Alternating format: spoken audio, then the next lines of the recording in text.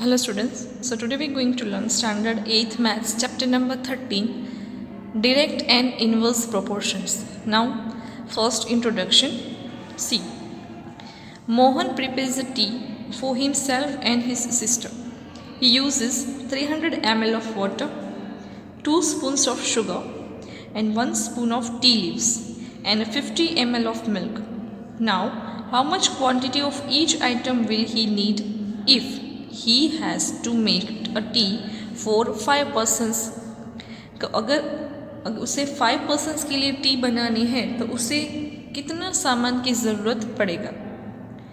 तो इसी तरीके के सम्स के लिए हमें ये चैप्टर में आगे पढ़ना है कि डायरेक्ट प्रोपोर्शन और इन्वर्स प्रोपोर्शन में इसे डिवाइड करेंगे कि क्या इन्वर्स है क्या डायरेक्ट है, एंड देन उसे हम सॉल्व करेंगे।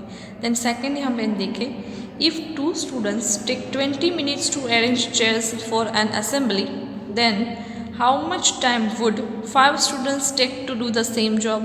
कि अगर 2 स्टूडेंट्स कर रहे हैं 20 मिनट्स में चेयर को अरेंज कर रहे हैं असेंबली में, देन अगर 2 की जगह पे 5 स्टूडेंट्स होंगे तो वो कितने मिनट्स में हो जाएगा? ऑब्वियसली कम टाइम लगेगा, क्योंकि अगर 2 में 20 लग रहा है तो 5 स्टूडेंट्स ज़्यादा हो जाएंगे तो टाइम कम हो जाएगा। Okay, then third, we come across many such situations in our day-to-day life where we need to see variation in one quantity bringing in variation in other quantity. For example, now ऐसे ही examples हम daily अपने day to day life में देखते हैं और इसको अलग अलग वेरिएशन में अलग अलग क्वांटिटी में इसे असेंबल करते हैं। Now see the examples. If the number of articles purchase increase the total cost is also increase. अगर एक आर्टिकल आप परचेस कर रहे हो, एक आर्टिकल सपोज 10 रुपीज़ का है, तो अगर आप 10 आर्टिकल्स परचेस कर रहे हो तो ऑब्वियसली इसका भी प्राइस इंक्रीज होगा। अगर नंबर ऑफ आर्टिकल्स इंक्रीज होंगे देन नंबर ऑफ प्राइस भी इंक्रीज होगा, right. Then second example, more the money deposited in a bank more is the interest earn. ज़्यादा से ज़्यादा अगर हम मनी डिपॉजिट करेंगे बैंक में तो हमें इंटरेस्ट भी ज़्यादा मिलेगा, right. Next is third, as the speed of vehicle increases the time taken to cover the same distance decrease। अगर व्हीकल की स्पीड हम बढ़ाएंगे, सेम अगर हम स्पीड में जो स्पीड में जा रहे हैं अगर स्पीड बढ़ा देंगे तो जहाँ पे हमें पहुँचना है उसका डिस्टेंस कम हो जाएगा। Then next, for a given job more the number of workers less will be the time taken to complete the work. अगर ज़्यादा वर्कर्स होंगे तो टाइम कम होगा, अगर कम वर्कर होंगे तो वही काम करने में उससे ज़्यादा टाइम लगेगा, right. Observe that changes in one quantity leads to change in other quantity. Okay, now हम देखते हैं कि डायरेक्ट प्रोपोर्शन किसे कहते हैं और इनडायरेक्ट प्रोपोर्शन किसे कहते हैं।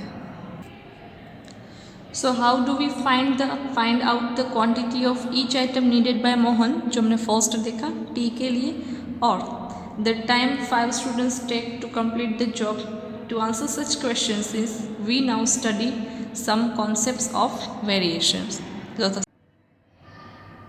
So the first variation is direct proportions. Now, what is the direct proportion? See, here the example is given. If the cost of 1 kg sugar is 18 rupees, then what would be the cost of 3 kg sugar? It is 24.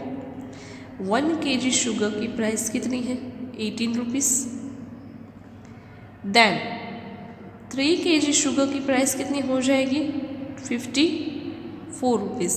That means कि यहाँ पे अगर quantity increase हो रहा है then also price increase भी हो रही है। सो जैसे जैसे दोनों ही एक साथ इंक्रीज होंगे या फिर एक साथ डिक्रीज होंगे then it is the direct proportion. इससे हम कहेंगे डायरेक्ट प्रोपोर्शन कि कोई भी क्वांटिटी या प्राइस, कुछ भी आपको 2 चीज़ें गिवन है, अगर दोनों ही सेम पोर्शन में इंक्रीज एंड सेम पोर्शन में डिक्रीज अगर हो रहा है then that proportion is a direct proportion. इसका आगे भी आपको एग्जाम्पल में गिवन है, सी।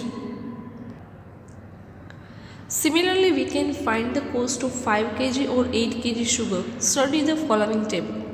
Now this is the weight of sugar and this is the cost of sugar. अब 1 kg शुगर है तो इसका प्राइस है 18 रुपीज़। 3 kg शुगर है देन इसका प्राइस क्या हो जाएगा? 54 रुपीज़। 5 kg sugar then 90। अभी 6 kg शुगर होगा तो कितना रुपीज़ होगा, क्या करेंगे हम 18 इंटू 6। सो आप यहाँ पे देख सकते हो, ये आपको फिल करना है कि जैसे जैसे इसका क्वांटिटी इंक्रीज़ हो रहा है इसका कॉस्ट भी इंक्रीज़ होगा, तो इसे हम कहते हैं डायरेक्ट प्रोपोर्शन, या फिर एक ही साथ दोनों डिक्रीज़ हो। ओके, जो भी आपको 2 इन्फॉर्मेशन गिवन होगी या तो उस दोनों ही सिमिलरली एक साथ ऐसे इस तरह से इंक्रीज होगा या फिर दोनों ही डिक्रीज होंगे। So this is the direct proportion. Now let's see inverse proportion में क्या होता है। Now the inverse proportion is two quantities may change in such a manner that if one quantity increase the other quantity decrease and vice versa। कि अगर एक कोई भी आपको 2 क्वांटिटीज गिवन है, एक क्वांटिटी इंक्रीज हो रहा है like that one is increase then one will be decrease and vice versa, अगर एक डिक्रीज हो रहा है तो दूसरा इंक्रीज होगा। Okay, 2 quantities, 1 increase, 1 decrease or 1 decrease या 1 increase, then that is the inverse proportion। इससे क्या कहेंगे, inverse proportion। For example, as the number of workers increases, time taken to finish the job decreases। अगर members ज़्यादा है तो time कम लगेगा, अगर मेंबर्स कम है तो टाइम ज़्यादा लगेगा। So this is the example of inverse proportion। Similarly, if we increase the speed, the time taken to cover a given distance is decrease।